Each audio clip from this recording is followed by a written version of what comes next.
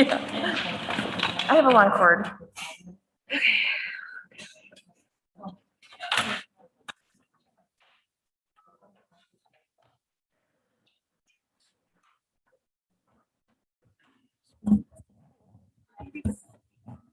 Oh, it's right here. It's right here. Yes.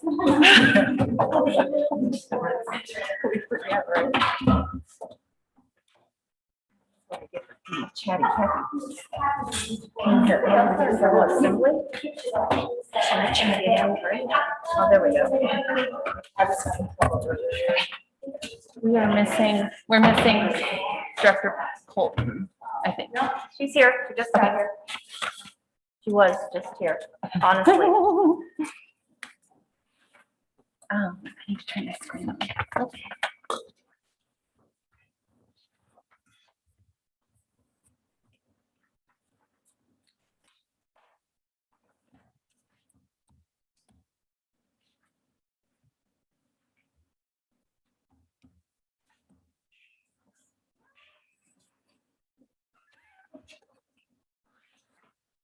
All right.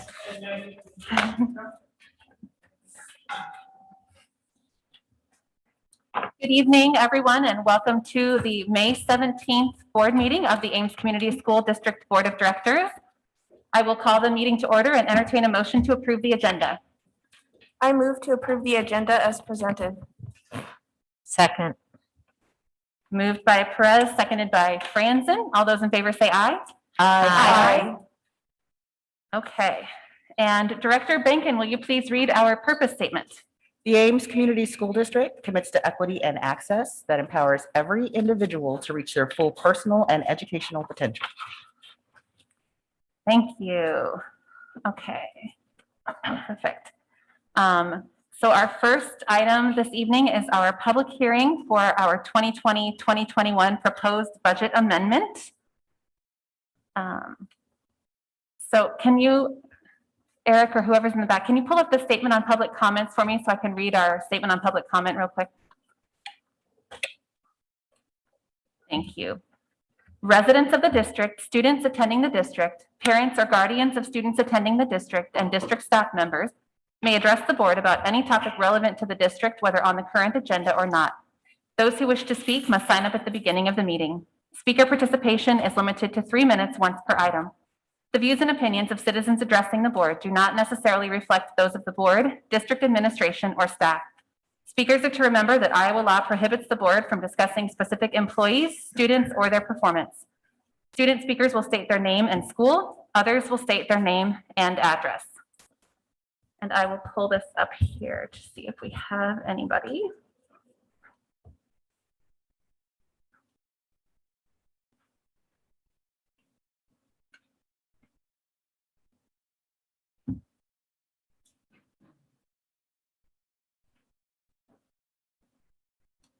Are there any hands raised that I am not seeing? Okay.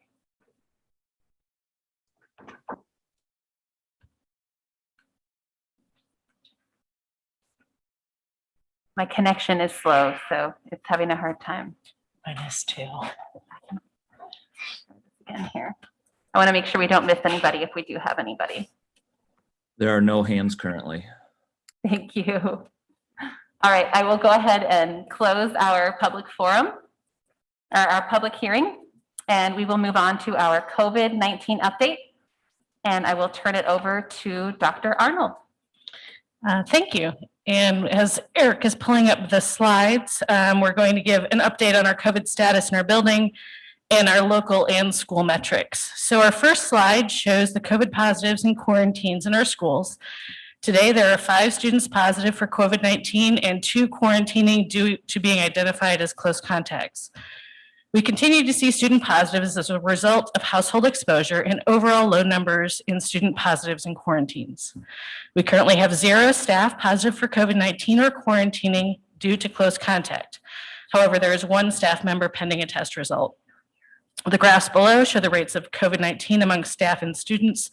We continue to see very low COVID activity in staff and have returned to low numbers in the students.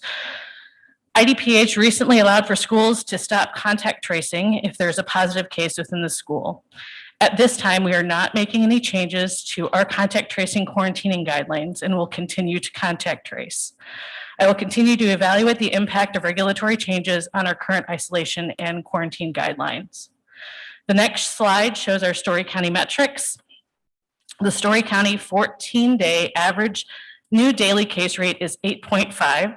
This is the lowest rate we have seen all year. You can see this detailed in the graph on the left, as well as the trend for this throughout the year. Our 14-day positivity is 3.6, and our 7-day positivity is 3.0. This represents a slight decrease in positivity since our last meeting. Test Iowa continues to see a decrease in testing locally, and we have begun to see home test kits being used. Over the past 7 days, 60% of the positive cases reported to IDPH are those in the 18 to 29-year-old age group. 3% of the new cases are in people under 18 years old. I would expect to see some demographic shifts in the positive cases, with many of our ISU students beginning to be gone for the summer. The next slide shows our school absence metrics. Today's 5-day average student and staff absence rates are shown at the top. We have continued to stay well below the 10% absence rate and continue to be fairly consistent in staff and student absences, as you can see by the graphs below. The next slide includes an update on vaccinations. The Pfizer COVID vaccine is now able to be administered to those 12 years of age and older. Additionally, the CDC has now made changes allowing the COVID vaccine to be administered at the same time as other vaccines. We are hosting 3 12 years and older vaccination clinics, 2 this week and 1 next week, with the dates listed on the slide. We had very, very high interest in this clinic. In fact, the one for tomorrow filled up within 30 minutes of it being communicated to parents. We then added another one for Friday, which filled up quickly, and then finally added that 3rd clinic. You'll see there are some available appointments in clinic 1 and 2 because some parents were able to cancel because they chose to get their child vaccinated elsewhere prior to our clinics. Kathy, Yes. do you know, does Story County have any numbers on how many kids in that age group are getting at other places? I mean, I know there's a ton of places you can do that now that are really easy, so. I have not heard numbers on that. I know that our clinic for 12 plus is one of the first ones for the county. Gilbert is doing theirs on Wednesday and another school is doing theirs on Thursday for like the bigger mass sites. As far as the people who are doing it at Hy-Vee or other places, they haven't shared that information yet for that younger age group. Thank you for getting those set up. That's awesome. So yeah, through our 3 clinics, we're going to have 503 total students or families that are scheduled. There's very few parents, but we have allowed them also to be included in that clinic or in those clinics. Registration is required, and if someone's interested, they should contact me for the sign-up link for those open spots that we still have. For a local update on vaccinations, 41.5% of Story County residents are considered fully vaccinated, and another 7.4% have received their first dose. So we have about 50% of the population who has some level of protection from vaccination. Because of the way I got this data, I'm not able to break that down on an age level basis. And our final slide contains a mask update and recommendation. Last Thursday, May 13th, the CDC lifted the mask requirement for fully vaccinated persons, but recommends that schools continue mask requirements through the end of the school year, no matter the student or staff vaccination status. On Friday, May 14th, the IDPH released updated guidance recommending that masks could be optional in schools. To frame those recommendations in our local context, Ames currently has a citywide mask mandate, though they are set to discuss this at a special council meeting tomorrow night. In our schools, staff and some high school students 16 years and older have had the opportunity to be vaccinated, with some of those perhaps meeting the criteria of full vaccination. However, students 12 to 15 years old will not be fully vaccinated before the end of the school year, as they just became eligible. Additionally, those students who are younger than 12 are not eligible to receive a vaccine yet. Finally, In looking at the possible directions we can take at this time, we also considered the population of immunocompromised and medically fragile students that are served in our schools. Based upon this data, and after discussion with the building principals and administrative team, it's our recommendation that if the citywide mask mandate is lifted for Ames, that our school district continue to require masks for students and staff through the end of this school year.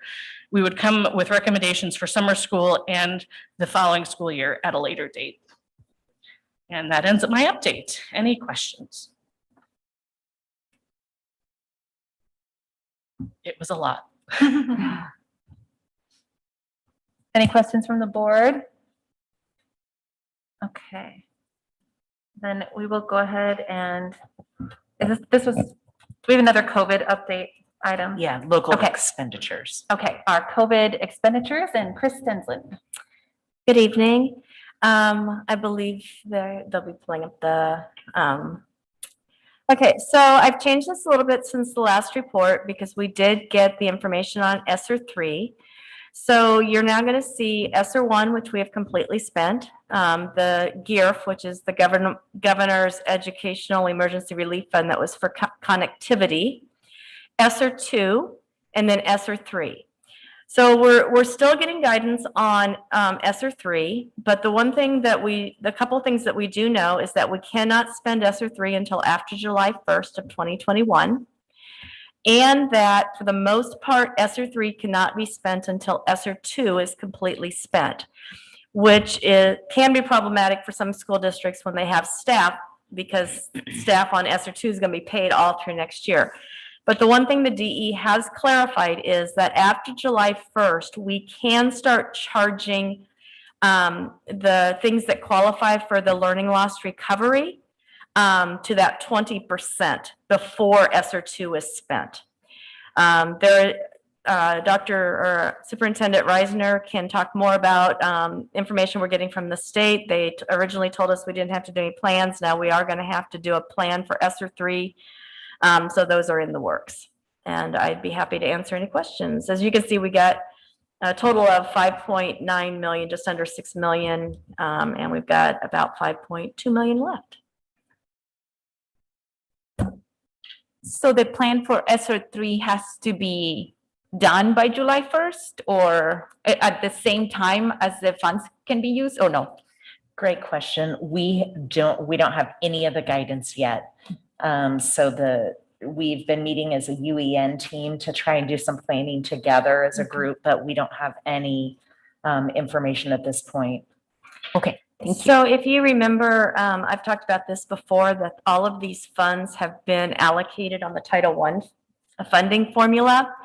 And so the higher free and reduced percentage you have, the more money that you receive from these funds. So while we received, say, $1.7 million from SR2, a district like Ankeny got $800,000. Even though they are significantly bigger than us, their free and reduced is that much less than us. So there are those schools where they didn't get as much of an allocation, that they've already spent their SR2. So that July 1st is important for them because they cannot start spending SR3 until after July 1st. So that's why I mentioned the July 1st. So Chris, what's the general guidance so far about, I guess, from our perspective, kind of school board oversight on expenditures from ESSER? Because normally, we have our general budget, we have a process we go through and that we review, and then the expenditure happens. Are you anticipating something similar to that? Like once this plan is created, that it would come before the board and then we would go through that process? Or how do you anticipate that'll go? I would guess so. We just found out last Thursday or Friday that a plan was going to be, and I still haven't seen anything from my side of the DE, the finance side on it, on what's going to be expected. We do know that it requires teacher input and parent input. So I would guess that those processes have to go. And then I would assume once, and it's got to be somewhat fluid because there's going to be needs that are going to come up throughout the next 2 years that we don't anticipate sitting here in May of 2021. But I would expect those then would come to the board for approval. Dr. Hawkins, myself, and Director McStorff have been meeting with staff around ESSER, ESSER spending ideas for remote, or I'm sorry, for recovery, learning recovery. And what I can say is that those meetings are continuing, and we are meeting with each building, either their leadership team or their departments with the high school, so that we can get more input. We're meeting with the entire, each department individually. And then the middle school, we're meeting with them. That all these meetings happen within the next 2 weeks. And then we have meetings at each elementary with either their leadership team or a group of staff members. Okay, no, that sounds great. I was mainly asking just because I was thinking, with Pebble and Save and general budget, there's a normal oversight that responsibility we have to have. And I just wondered what it was for this one. So that makes sense. I Thank would you. imagine it's similar. And for the most part, well, if you remember, we coded everything to 0019 when we first started, because that's what they told us. And then once we realized we were getting more money past ESSER1, then I went back and charged all that to ESSER1. But for the most part, everything that's gone through ESSER2 has already been approved, either through this year's budget, where we mentioned where things were going to be spent out of the different ESSER funds, or through personnel reports, because for the most part, it's the 2 nurses and the COVID coordinator. Plus, we had some teachers that could not be accommodated on site, so we had to hire long-term subs for them. So for the most part, those have gone through one way or the other. And the only exception would be is materials for summer school. I think we've spent quite a bit of money getting ready for summer school for this summer, and those would go through like any other expense that goes through the board when we buy materials. We don't bring you something every time we buy instructional materials, unless it's a curriculum adoption. No, that sounds great. I look forward to seeing the plan. That'll be really interesting. Thank you.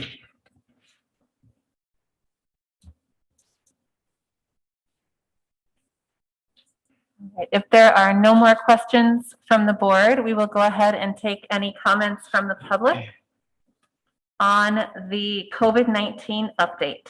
So if you have a comment on the COVID-19 update, please raise your hand and you will be given permission to speak.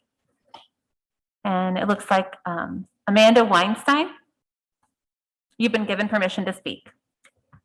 Thank you. So my name is Amanda Weinstein, 2930 Cypress Circle. And I just wanted to comment, that I very much appreciate the board and the district's decision to continue with the masking protocols through the end of the year. But as a parent of an elementary school age child who probably won't have an option to be vaccinated before September, when the vaccine approvals for that age group are expected to come in, I would also strongly urge that the district go with continuing those protocols until at some point in the fall, all the elementary age students have also had an opportunity to be vaccinated. I mean, we already had to make that decision by the middle of May, whether to send our kids back in person or not. And we did it under certain assumptions. It seems appropriate to keep those assumptions valid until vaccines change the picture. Anyway, that's all I had to say. Thank you for the opportunity to speak. Thank you, Amanda. Are there any other comments on our COVID-19 update?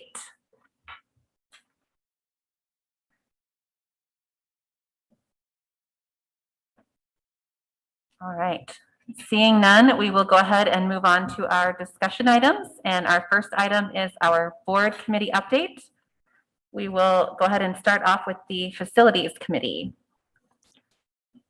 So the facilities committee had a number of items that were of interest. As always, the high school progress is going well. As you can see from the report, things are on schedule and going well.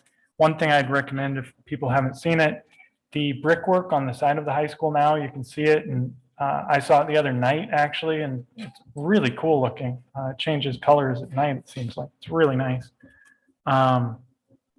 Then One thing that we had talked about in the past was the cell tower rental renegotiation. Jerry was able to put together a counter offer there that got accepted. That'll get us a very good deal for that. So that's going through, which was something that's been taking a while.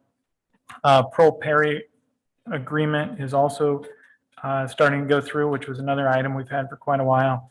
And then one thing just to note, the superintendent or the principals had made a request for some additional exterior cameras that Director Hopper is helping them to get, that, as they say, they're external security cameras to help improve student safety and investigate incidents that occur on the playground.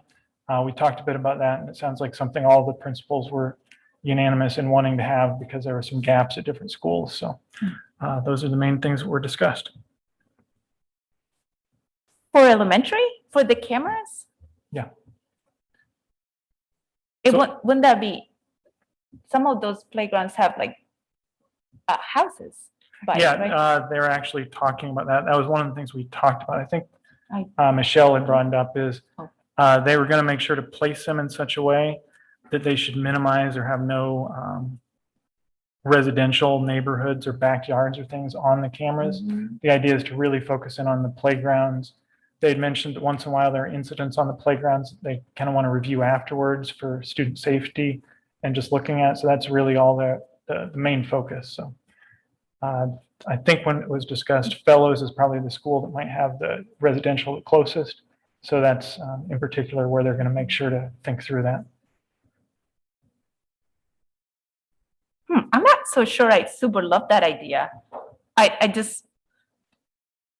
think I would like us to be more proactive than reactive in the sense of let's be proactive so those things don't happen. Then that we have to investigate things like what kind of things do we have to investigate for an elementary playground?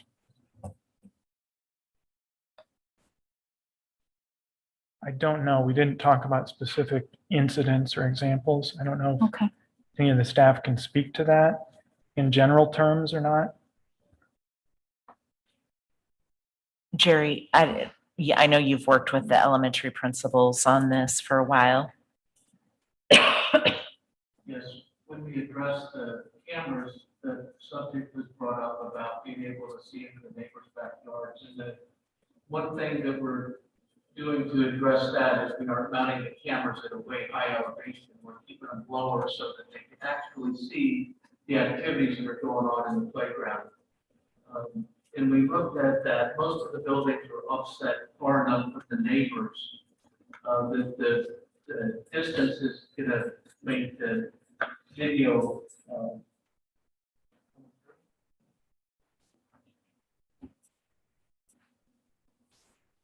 Does this work? That does. Do you want me to start over? So the distance in the setback from the building to the neighbors is far enough that the visibility won't be distinguishable for activities that are going on in the neighborhood. So we're putting 2 cameras on the exterior of each of the elementary buildings in Northwood. And so it's not going to have a lot of coverage, but it's just going to particularly focus on getting the right equipment and the mounting height correct so that we can actually have good video of what's going on at the playground. There's so many kids and so much activity that we're stressed with staff to be able to have enough staff out there to watch everything that's going on. So that was the idea of being able to put the cameras in there for some additional supervision while the kids are on the playground. Does that cover it? I'm not sure if additional supervision. I think we have the ability to supervise adequately on the playgrounds, but my understanding is there have been some things that occur. Sorry, I could look right at you. Forgot we're face to face now. My understanding is there's been some incidents that have occurred on the playground that they want to go back and watch later, similar to what we do in the middle school or the high school. In addition to that, I will say I've gotten called I bet 3 or 4 times a year at least on incidents that happen after school hours on the playground that are of a severe enough nature that it would be helpful if we had footage of after hours. I know you all know how many community members use our playgrounds after hours, and we love that, but there have been times when multiple times pretty much each year that we have some things occur after hours that would be helpful. So would this be a 24/7 sort of live feed?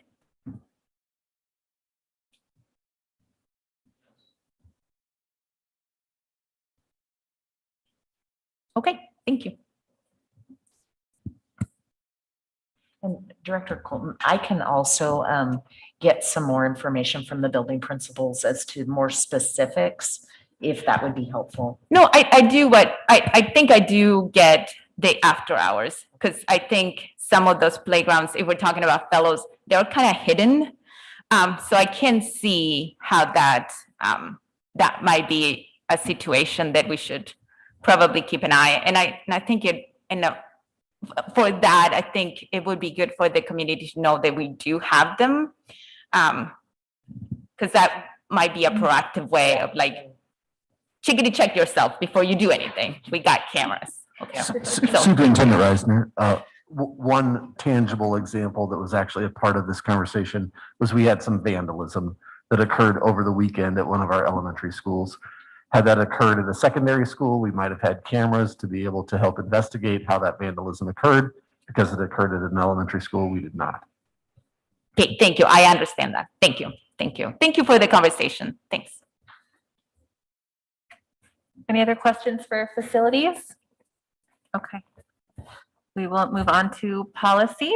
I have the policy minutes, and they are on the policies that come up for discussion. There's 9 of them. They're all based on IASB model policies. One, we had to make a name change due to the upcoming retirement for Darcy Cousins. That change won't go until July 1.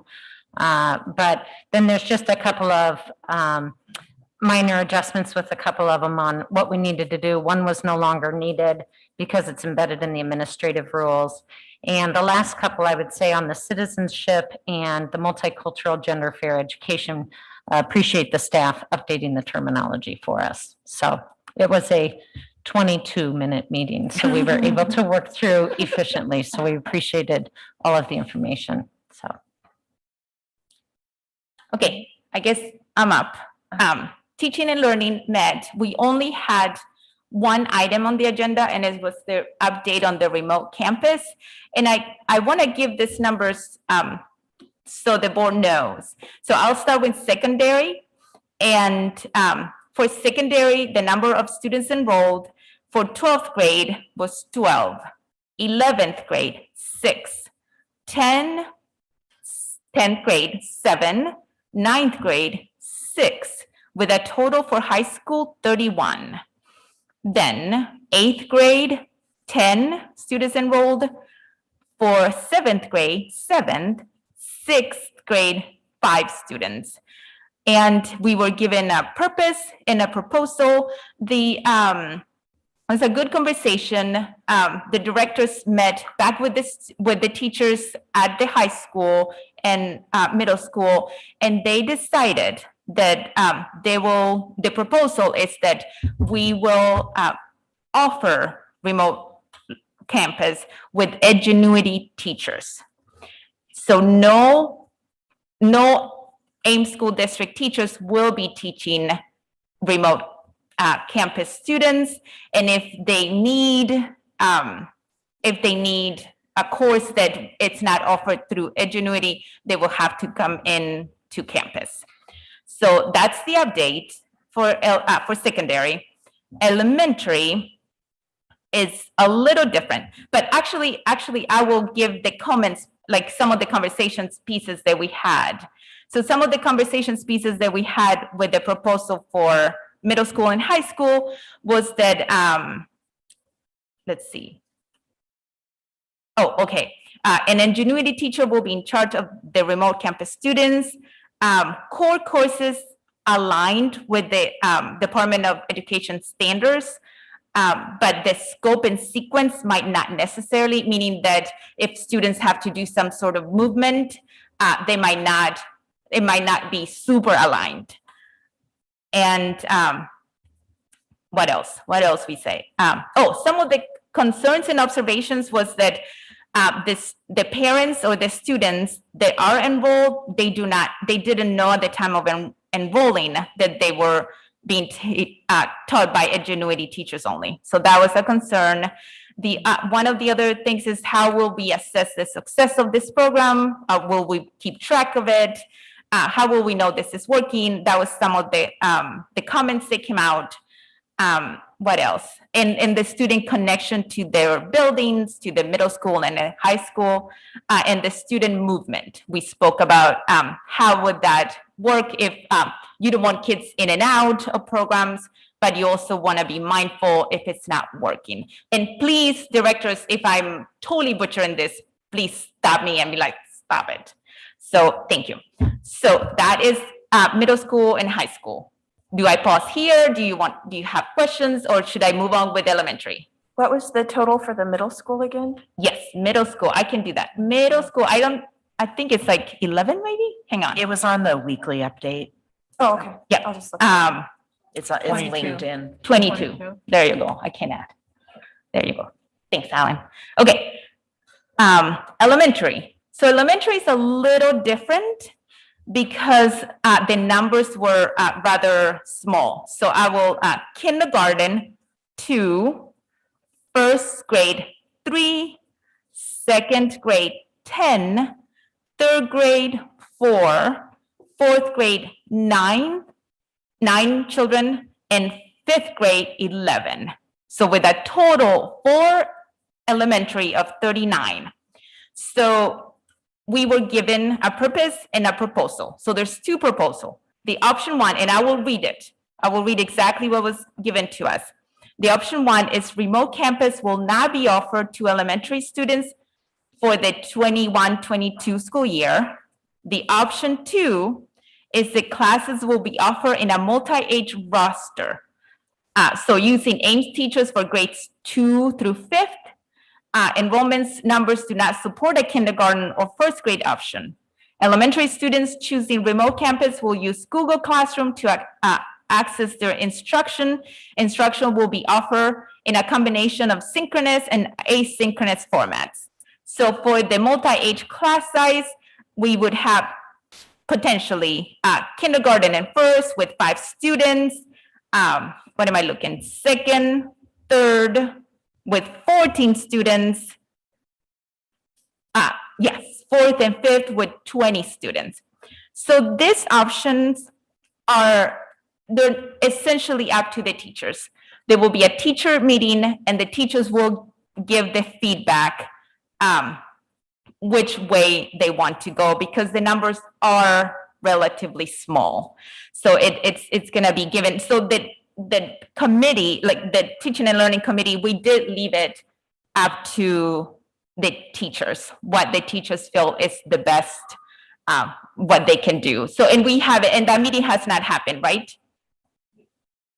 Okay, it's coming. I don't think I have it. I know you said it, I just did not write it. Tree task force has given feedback for that. And Oh, then okay. we will have a meeting at the director level to make our final decision and update the board when that's done. Okay, brilliant. So they're on it. So that is the update.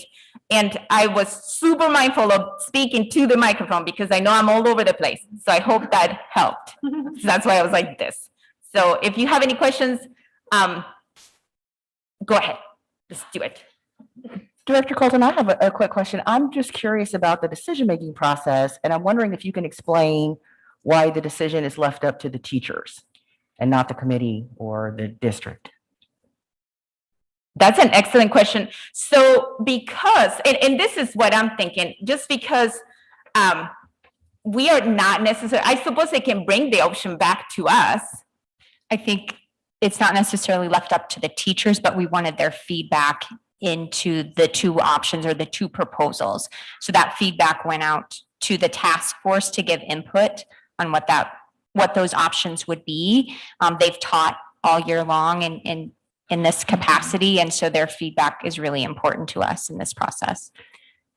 Okay, that's fine. So maybe I just misheard, because what I thought I heard Director Colton saying was that the teachers were going to. I did say that, but Okay. it's not what, yes, Okay, so clearly happened. So Yes. it's gone back to the task force to get feedback from the teachers. Who is making the decision? Then we'll meet at the director level and talk through the feedback, our options, our programming, and then move forward with a decision. So the district will make the decision. Yes. Okay. Mhm. Okay. And I think I will add to it that as a committee, we did see the feedback from the teachers as a very crucial piece, because the secondary teachers did get a big chunk of that feedback, and that's why essentially it's just Annuity, right? So I think it was an only fair that elementary has that chance as well. Well, let me just explain what the reason I'm asking. So I think that's a great idea. That makes perfect sense. I would appreciate being asked. So I'm glad that you did that. I guess I'm just thinking, if we make decisions that are personnel based, what happens when those people aren't here anymore? Is it something that we're still doing? Like, I just wanted to, I was thinking about how the decision was made, because if these 5 teachers say, yeah, I'll do it or whatever, and then they leave, are we still going to offer it? Are we not going to offer it? So I just wanted to get a sense of that piece of the decision making. Sounds good. And I think one of the other things that we had talked about related to that too, towards that point, this was an even more specific piece of feedback from teachers, because since it's what was the term used to call it? Basically, it's a teacher that would have to teach 2 grades at the same time. There was only maybe 1 or 2 teachers in the district that did that this year. So that's even a step further than what teachers were doing in general. So that's why really getting that task force feedback was really something we promoted as an idea.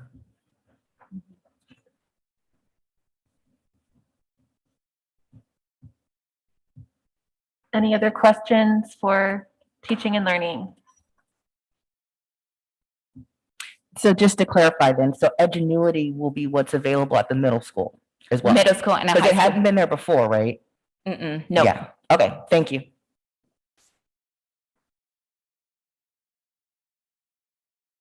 All right, then we will go ahead and take any public comments on our board committee update. So if there are any public comments on the board committee update, please raise your hand and you'll be given permission to speak. Tracy DeMarco White, you've been given permission to speak. Hi, I'm Tracy DeMarco White at 2621 Clayton Drive. I appreciate the opportunity to be given to speak. I find it interesting that I have to make a decision about remote when we don't know what we're doing. And I know it's hard to make a decision about what we're doing without knowing who will be involved. But I think given what's available, it is important to check back and see what our options will be before committing, because I do not know that I will send my child in person if you do not offer remote. But I don't know what my options will be at this point when that comes out. So this seems very up in the air, and I know it has to be. But I have concerns about having to make decisions so early to inform your decisions. And I do not like the uncertainty. Thank you. Thank you for your feedback, Tracy. Any other members of the public wishing to speak on the board committee update?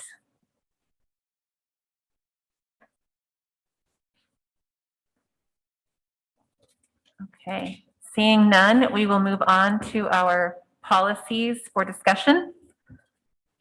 And Director Franzen gave kind of an overview of these. Are there any questions from the board on the policies for discussion? On policy 603.11, citizenship. Yeah, you'll know the question I have. It's really about that first sentence. I get the privilege part. I'm guessing this is somehow related to Iowa code. The question I have is for students that may not be citizens. It seems like talking about assuming civic, economic, and social responsibilities and participating in the country, state, and school district would also apply equally to them, would not? I hate to So- I couldn't quite hear you. Uh, Sorry. Basically, on the first sentence, it seems like the aspect in the second part of it about students assuming civic, economic, and social responsibilities and participating in the country, state, and school district and community would also equally apply to students that aren't citizens of the United States. So I think we had this conversation about how much we hated this policy and how we had a huge conversation about it before. I think you were on the policy committee when we had this big It's very conversation. likely I was. So, and so we're like, well, here it is again. It's a required policy and it's the required language. So we just, Okay, and that was my main question, is Yeah. if it's the required language. Okay. we held out as long as we could. Yeah, I'm not a fan of that either. So yeah, thank you for the policy committee. And I did read, I was like, it's mandated. So yes, I know. Thank you for bringing that up, Alan. Any other questions on the policies for discussion?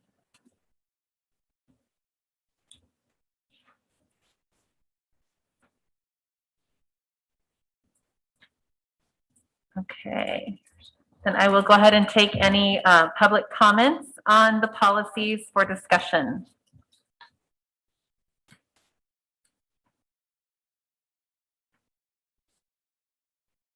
All right.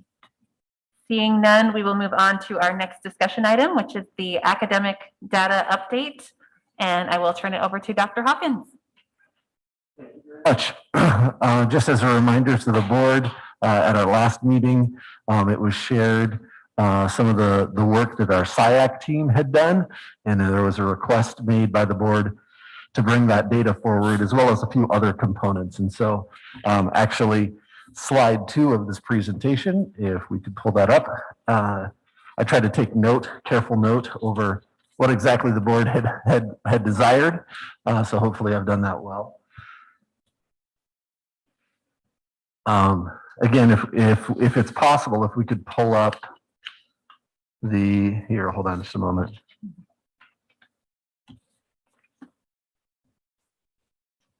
Could we pull up the document called Board Review of 2020-21 SIAC?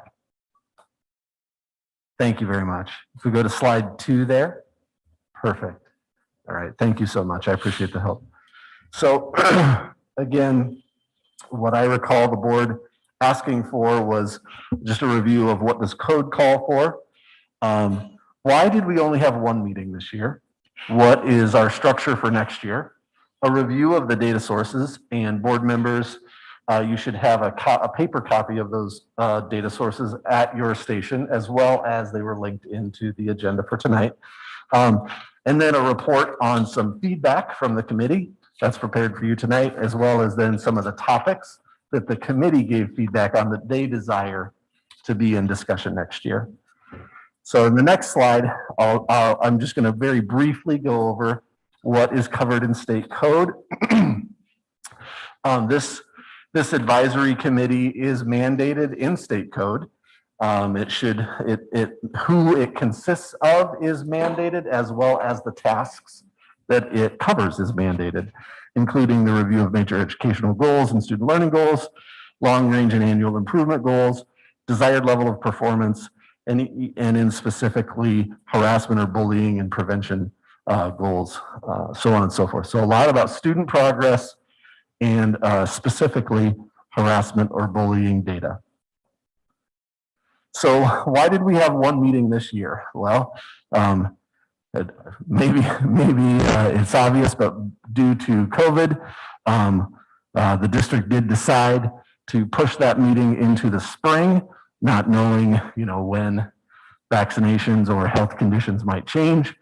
And then in the spring decided it still would be most prudent to hold a virtual meeting.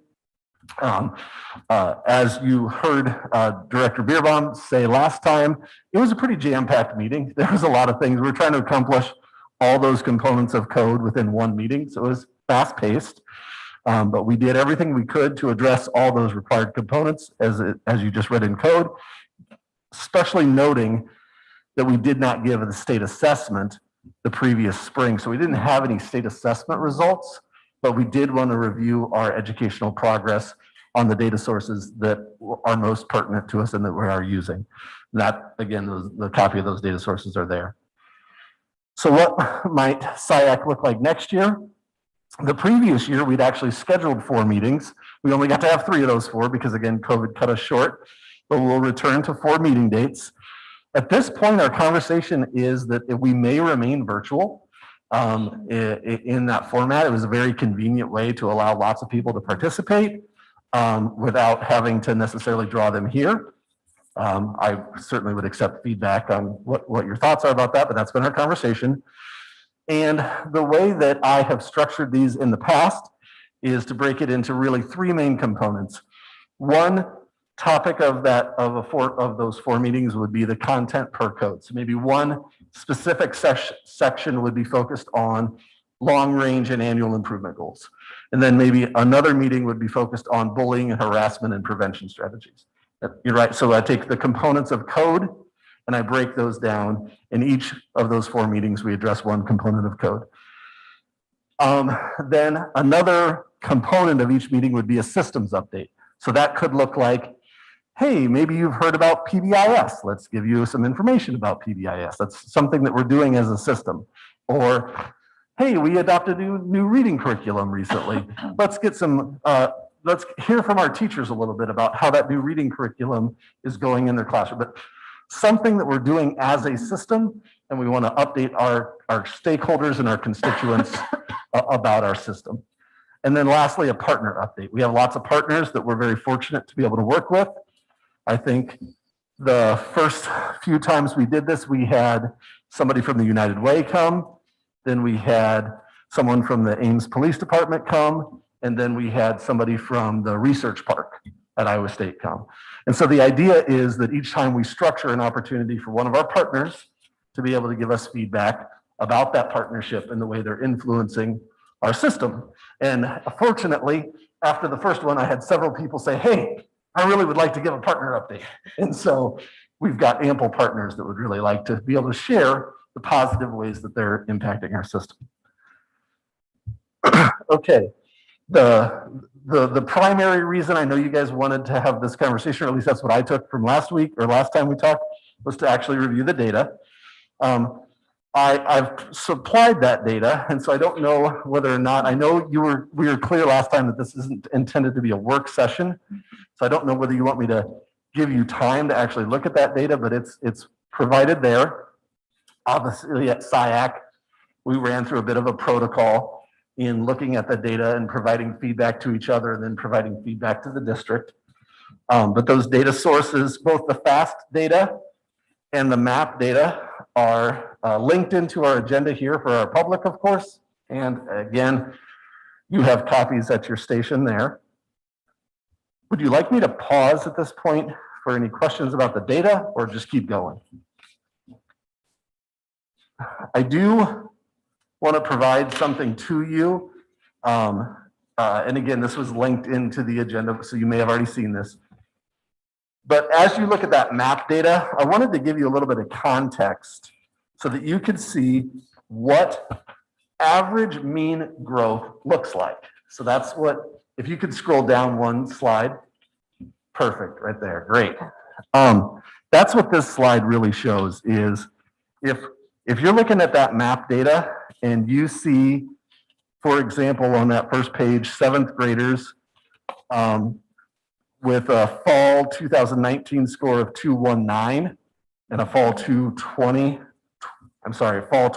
score of 224, and I'm looking at that very first page, you would be able to look in here and see, okay, so the kids who were in 7th grade in 2020 meant that they were in 6th grade in fall of 2019. So if I look at math, 6th grade, fall, Okay, that's a 214. So that would tell me that our students on the mean were 5 points above the typical national mean. And if I'm going way further than I need to here, then I'll stop. But I wanted to give you some, because sometimes these numbers are nice to have a comparison to a national norm. If you could scroll to the next slide. Jeff, one question for you. Yes, sir. So on the 2020 reading student achievement norms, is that 2021 or 1920? It just says 2020 for fall, winter, and spring. Is that actually the 1920 school year or the 2021 school year? Okay, so the first column, so maybe this is the best way to go through it. So if I just take the very front page of this that. Oh, I was meaning the one before this, The the slide. norms. Could you go to the slide Oh, before? yep, sorry. Okay, in 2020, MAP renormed themselves. So Okay. there are 2015 norms and there's 2020 norms. Okay, So you're seeing the most updated national norms on this slide.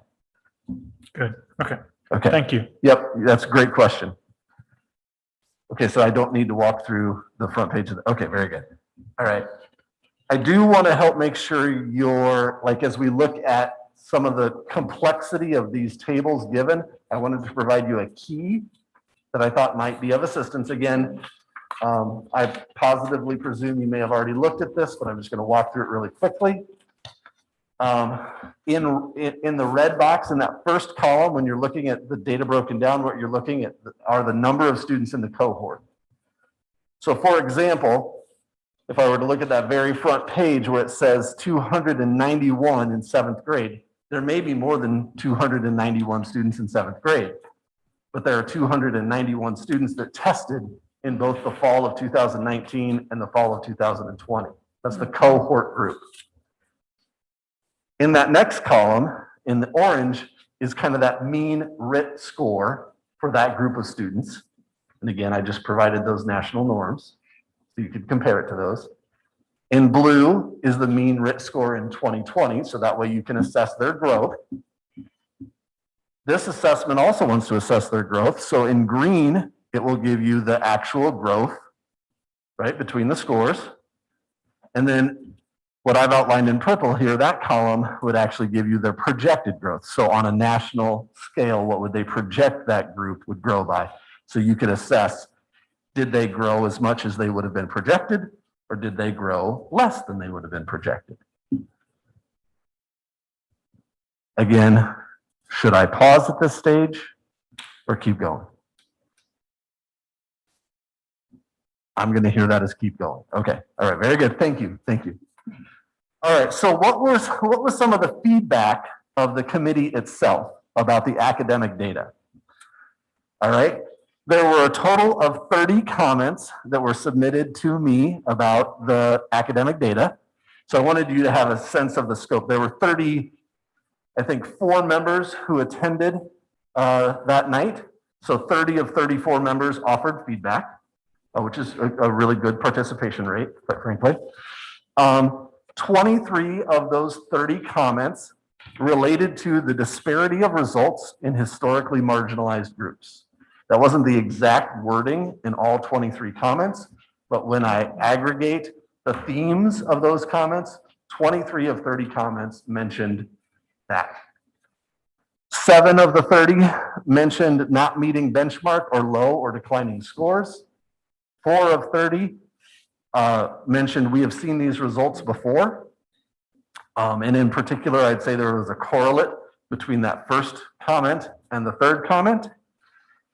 Another 4 out of 30 said that they noticed varied results in elementary schools, and 3 out of the 30 commented on MAP scores that were below expected growth. So when I looked at like if you thought about it like a qualitative analysis, right? Or when I look at all the comments, those would be the major themes that came forward. Dr. Hawkins? Yes. Can I please ask about the comments related to results, the varied results in elementary schools? Do they just mean between the grades, or do they mean between the actual buildings? Buildings. Okay, so they were actually acknowledging they are perceiving differences in performance based on buildings? Yes, ma'am. Okay. Yep, and again, that front page of the FAST data at the bottom breaks it down by building. I would surmise that's where those comments came from, but yes, it was very clear in the comments that yes, they were noting differences in buildings around performance. Thank you. Yep, you're welcome. Any other questions up to this point?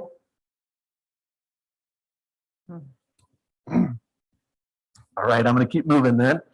The next thing we did as a team was to review bullying data. And again, you have a copy of that at your station. It's got that orange top. Again, in SIAC, we followed a protocol to analyze, discuss, and then offer feedback. You can see from the feedback from the staff, if you go one slide down, I got fewer feedback comments from the SIAC committee about bullying data than I did about academic data. There were 18 total. And again, when I do a thematic analysis of those comments, here are the top 5 themes that came forward. One was the overall number of founded cases were low. The number of cases based on sex rose.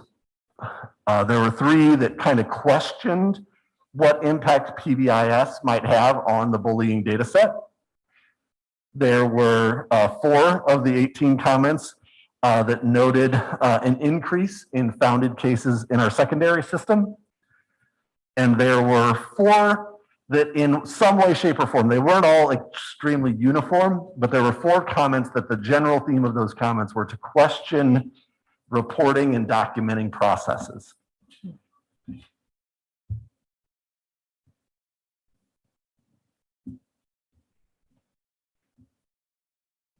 I'm going to keep going.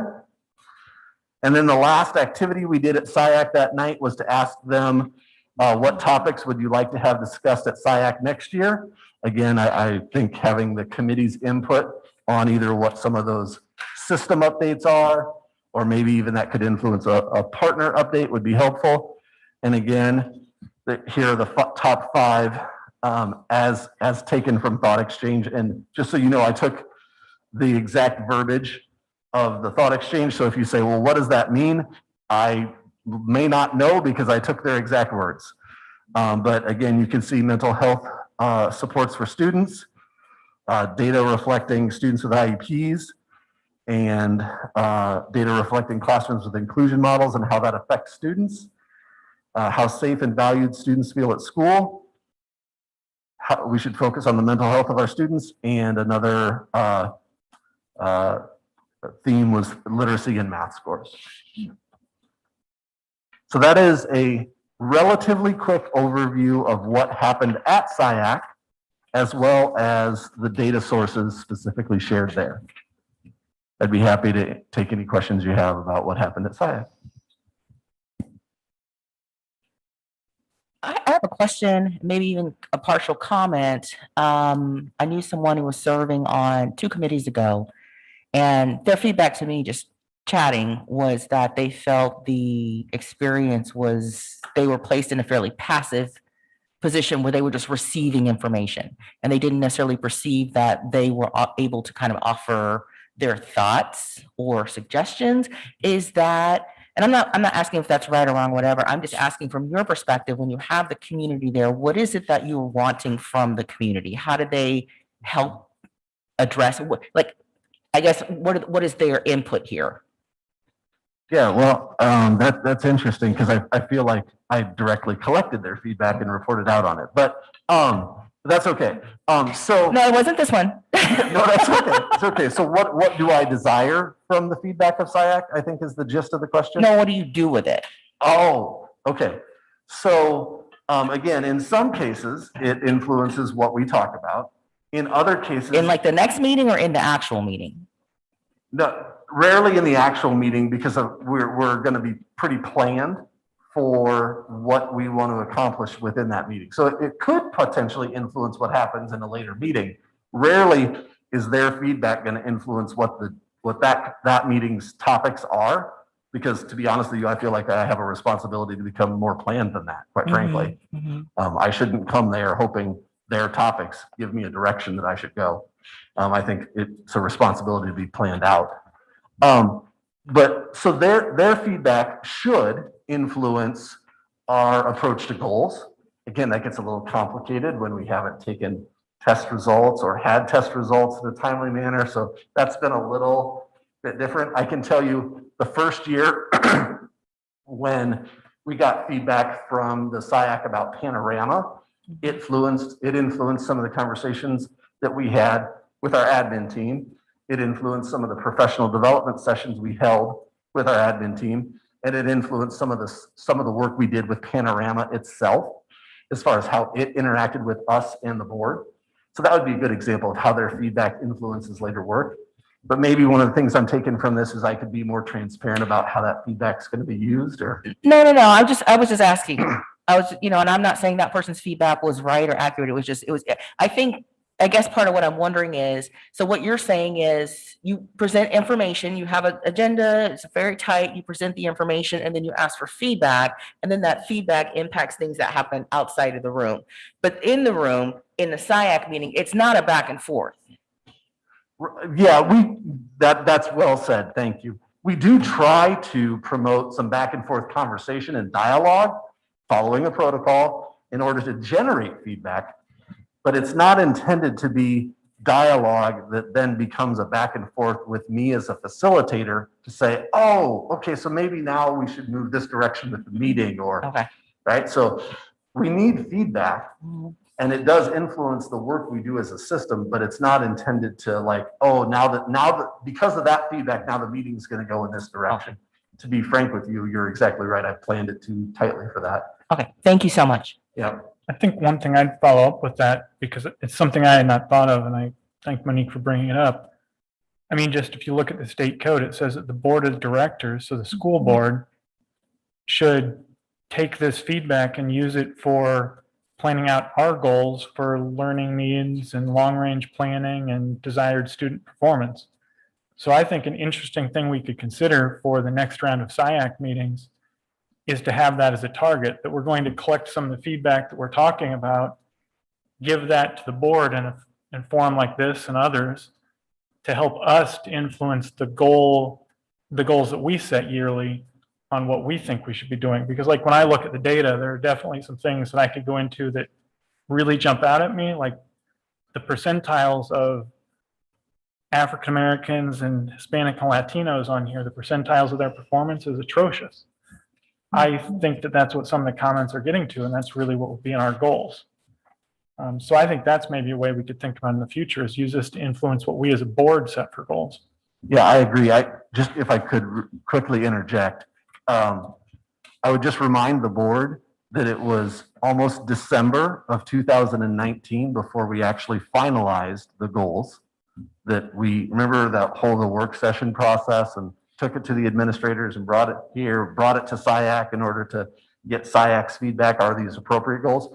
So it was nearly December of 2019 before we even had those goals that we could, measure as a SMART goal. We had one, maybe two SIAC meetings after that before we got cut short. And then for a number of those goals, the way we would want to measure them, we didn't actually have the assessment last spring that would be used. So I guess what I'm saying is I agree wholeheartedly. That's a great idea. And really that's what we, again, should be doing, is providing you as a board with both the data and the feedback to inform that process. We just maybe haven't always had either the goals or the data to do it. Yeah. Well, I know we had talked about a process whereby maybe the board works with directors kind of over the summer on refining goals. And I think going forward, now that we have a base case of we're starting to have data and we have some of the SIAC feedback, like we could even do that as a test case this summer as the board is working on setting goals with the district leadership. Take some of this SIAC feedback that I understand there was one meeting and it didn't have as much as we'd like, but that's the starting point, right? We can always do better. Because I agree with Director Binkin that it needs to be more than just having SIAC meet and have information coming at it. This is really how do we involve more stakeholders in the community and potentially in the future, like different groups and really targeted groups that maybe are underrepresented to give us feedback about how we should be doing what we're doing. So. I'm going to offer just something else that maybe this year during the SIAC meeting was a little bit different because did you do it on Zoom? Yes. Right, it's hard, it's more difficult to be interactive. And the only reason I want to say that is because the one SIAC meeting that I had the opportunity to participate in pre-COVID was on the panorama survey, and we broke out into groups and we had discussions about specific parts of the panorama survey. And it was really interesting for me because I was brand new to the board to hear community comments on it. And so that meeting was really interactive. So it probably just depends on the information and the format a little bit too. Would you, maybe this year was just a little different because of the format of it? I would say always at least my personal goal with SIAC is that always there's an opportunity to get multiple constituents looking at and discussing a piece of information or a piece of data. What I think I hear in this is more opportunity to have follow-up conversations about how it influences goals or work and things like that. And maybe more transparency with SIAC about this is what we did with your feedback. While we're still here, then I just want to amplify what Director Lankaitis said. I think when you started, you said, if there's any feedback about the way forward, because I think you said you would probably lean towards keeping it in a Zoom format. And my initial thought was what she just said, is I think part of the beauty of SIAC is the interactions and the conversations that happen amongst community members and the district and the board members that would really never happen otherwise. And additionally, because of what you're talking about, a lot of these stories are hard to share in the online format with people you don't feel like you know and all of that. And so I just think SIAC is something really special. I don't want to serve on it, but something really special that just there's a magic that happens when it happens in person. And so even if you do have to have some virtual meetings, I would encourage you to try to find these interactive opportunities whenever you can. Thank you. And following up on that, two things I'd say. One, I was going to suggest all board members really should try to find a way to serve on it because it is magical and awesome. The other thing is, and I double checked myself, it's one of the few times that you get students, teachers, parents, community members, and people from the district office all in the same discussion. And that's really fascinating, really hearing them bounce around ideas. So I agree, virtual was okay. But in person, I think could be even better, especially if you have the 4 meetings to really expand out. Yeah. I just heard multiple board members tell me SIAC was magical. I agree with everything. I've been part of SIAC and it is magical. However, what is reviewed is not super magical, right? Like these numbers are not awesome. So I wonder, because of this feedback, and I know that interaction is great. However, the feedback is they nailed it, right? So even though it was virtual, the feedback was really good. So because it jumped at me too, I was thinking about what is it the difference in elementaries. So I kind of wonder if I can hear from the district, what is the next, when you get these numbers, what is the reflection, what is happening when we keep continuously seeing the marginalized groups with this number? So walk me through what the district feel or what they do with all of this feedback. And I don't know if that makes sense. I just kind of want to lead us back to the numbers. It makes a ton of sense. I don't know why what I would ask is, in order to be thorough and well prepared with a response for that, could I have a little bit of time and plan for, now that we've seen these numbers, can you tell us what we're doing? Which I can do tonight off the cuff, but those of you who know me know I don't really like to be off the cuff. I'd rather be thorough. And so if you'd like a response to, so now that you have this, Jeff, what are you doing? I'd love to come back to the board and give you a presentation on what we're doing. Perfect. And that's exactly what I need. And I think that's a board, and I don't want to speak for all of us, but that's what I need. If I'm asking something that is like, you know what, I need more work, I want directness, right? I want you to tell me exactly what you just did. So yes, absolutely. Because I think that's the piece that we that it is important about this whole numbers. So thank you. No student's going to do better here because we admire numbers. So there needs to be a response, and I'd like to be thorough in the way that I present that response to you. Perfect, thank you. I would say one thing, just also on that note, it's really important that buildings analyze this data because each building makes decisions that are building-driven decisions. And this is an opportunity then for buildings to get this data in front of them. And so I want to make sure that as we are wrapping around with the conversation, that we really talk about the process we use for building level action planning that happens. And that's where this data really comes in to play by the specific building level, because they need to be analyzing that and looking at what their practices within the building are. Because we know the only way we get student results is in the classroom, teacher to student, those interactions. And so we can do a lot from a district level to analyze, but it really has to be driven. And our buildings have gotten better and better over the last couple of years at using the data to drive their school improvement plans. Although what I would say is that we had a global pandemic. And so from the time, last, end of February or March, until really, maybe you could say now, we haven't returned to a normal in learning environment. We go into, Dr. Hawkins and I have been going into classrooms over the last couple of weeks, and you miss seeing those students interacting in the ways that they used to interact. That is going to impact data. I said it in January, I'll say it again and again, our data is going to reflect a global pandemic that we experienced, and students being in a remote environment and not having the necessary support that they needed. And so I think that as a board and as a community, we need to continue to recognize our role now really has to be on that learning recovery, and how we really strategically look at our data and use that to address those gaps.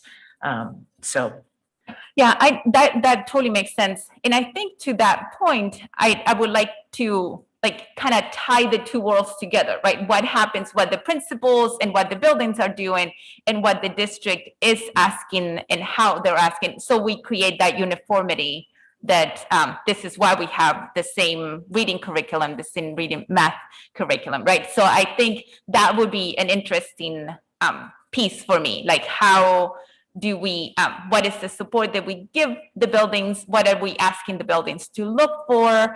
And how are we learning from other buildings? If it's too much to us, please stop me right now.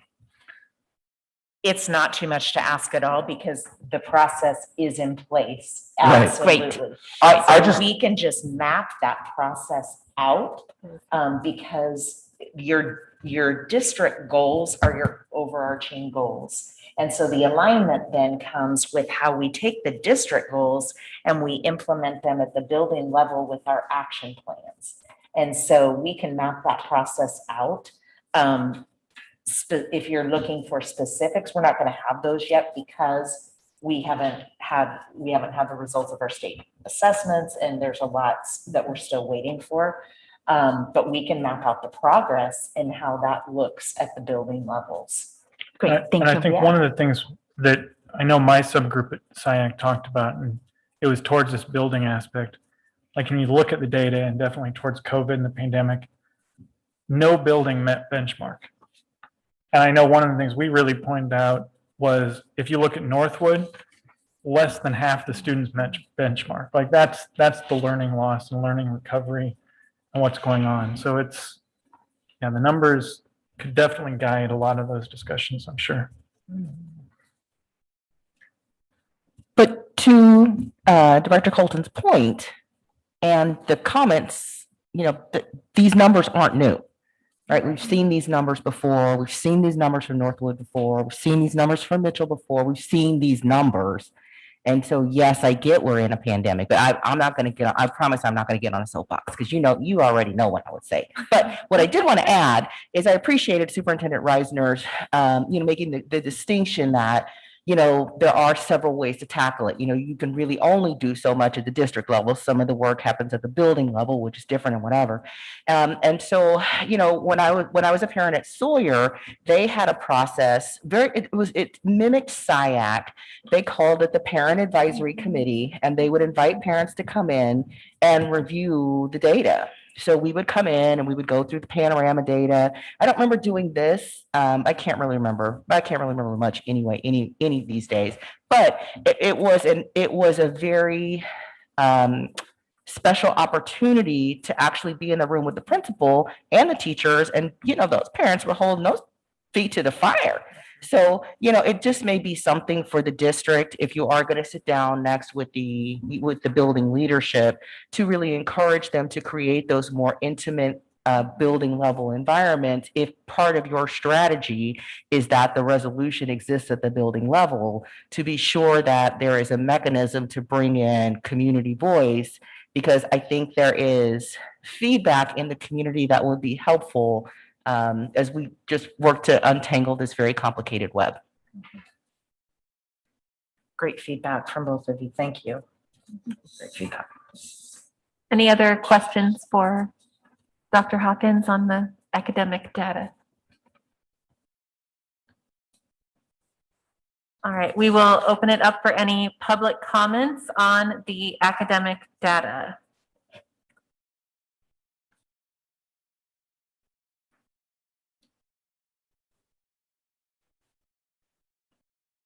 Okay, and seeing none, I will go ahead and open our public forum.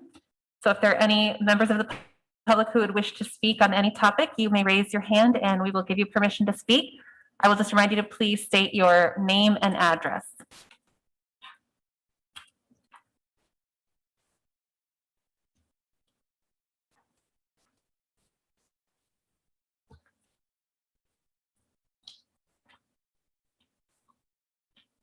Okay, seeing none, I will close our public forum and we will move to our consent items, and I will entertain a motion.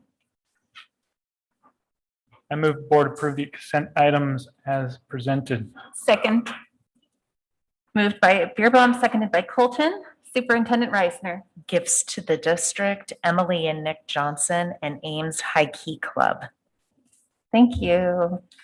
It was moved by Beerbaum, seconded by Colton. All those in favor say aye. Aye. Aye. Opposed, nay.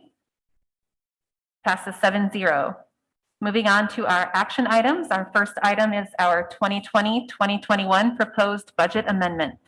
I move the board adopt the budget amendment as presented. Second. Moved by Bankin, seconded by Perez. Discussion?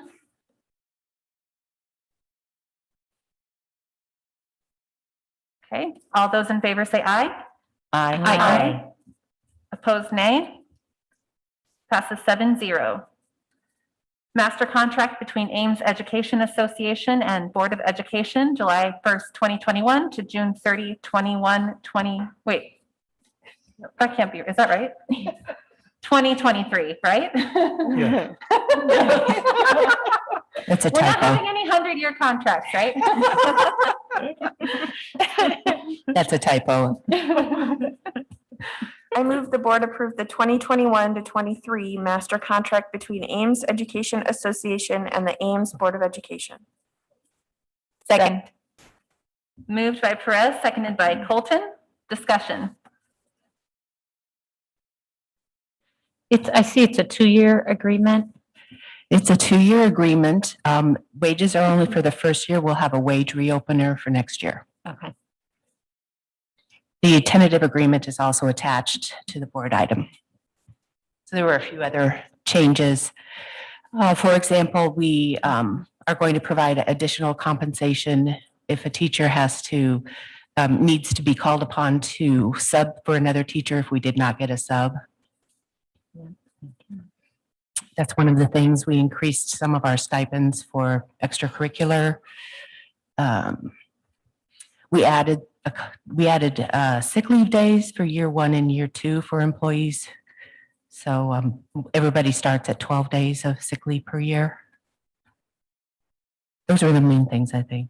I mean, for years 1 and year 2, 12 days of sick leave, then year 3, 13, 14, 15, up to a max of 15.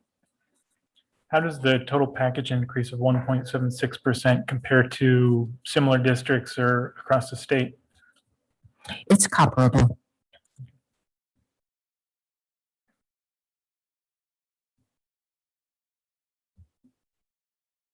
Okay, it has been moved by Perez, seconded by Colton. All those in favor say aye. Aye. Opposed, nay. Passes 7-0. Mitchell Elementary addition change order.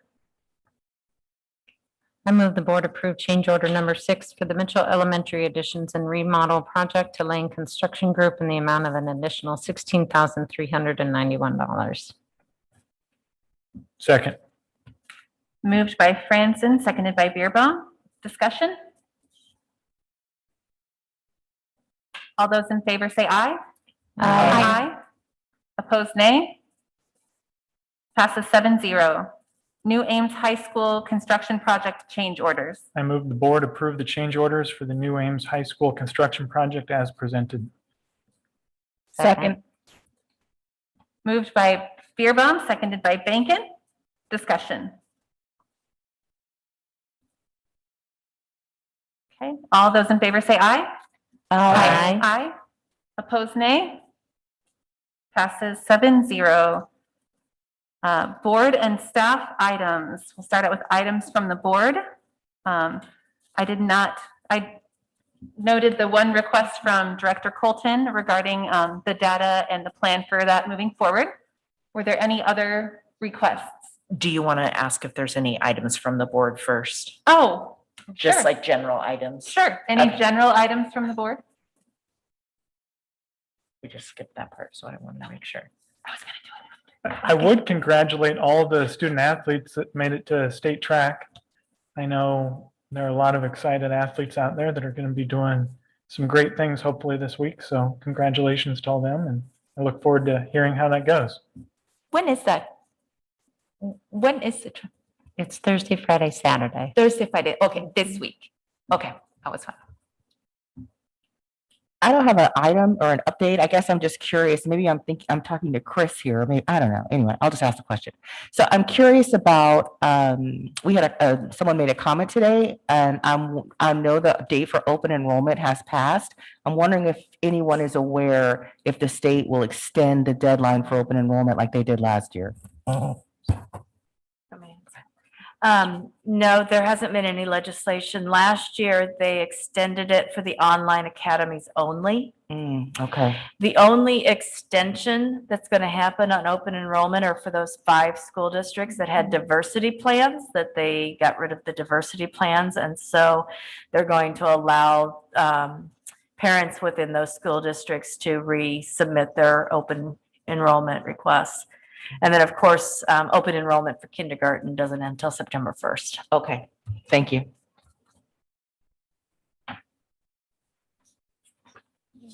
Any other items from the board? And were there any other staff requests that I missed? And on that staff request, on the for us to map out that planning, I was wondering if that would be something that would be good to do when we do our longer work session. I believe it's June Like 8th? Or 8th. somewhere Sounds around there? good.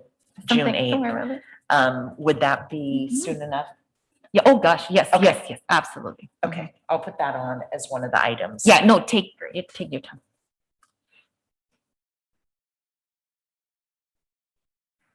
Okay, we will move on to items from the superintendent. The only item I have is I wanted to, one thing on remote campus. I wanted to make sure that the community and that the board knows that with the change that we made to secondary, being that the delivery will be done through a platform and not with Ames High teachers, we will be calling each of those families that asked for remote campus, and they will be given the option to opt back in for that very reason that you all brought up tonight. And then whatever direction we go with elementary, we'll have that same process. So each family will hear from us. They'll hear about what the changes are, and then they'll have the option to decide to not do remote campus. Related to that, I'm not asking a question, but I think part of what I understood was that you would do Edgenuity unless the course you need was not offered. How do we know if a course we need is not offered? Would you give us that information as well? Do we look it up? How would we get that information? So we haven't crosswalked that I'm aware of. Director McStorff, have we crosswalked with our course offerings at Ames High and our Edgenuity? We have started that process. Just the complexity of offerings at our high school vary by student. So Edgenuity has a pretty broad catalog, and the majority of what we offer, we can offer through Edgenuity. But when we get down to those individual schedules, we'll work with the student and the family to make sure that they're getting what their goals are for graduation in whatever way that is. And we had some great conversations today with our high school remote campus team around substitution of classes and some different things. And again, absolutely phenomenal meeting with the middle school remote campus team as well on how to ensure the engagement still happens with homeroom and some other things. So I look forward to those groups, finishing up some of that building specific work. And then we'll share that with the board as well.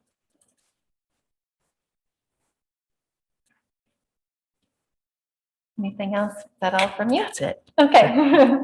All right, we will look at our board planning calendar, and we will have our next regular meeting on June 7th. And then with the retreat to follow, I believe it is the very next day. Yes. Is that correct? June 8th. So June 8th. All right. Any comments on the board planning calendar? We may have a special meeting scheduled that I know that JD was working on getting a date and a time for that. So I haven't heard an update on when that will be. I think it sounds like that will be this Wednesday. Okay. But we will get that agenda posted. ASAP. ASAP. In the morning. Yes, we will. All right. Our next item is our closed session.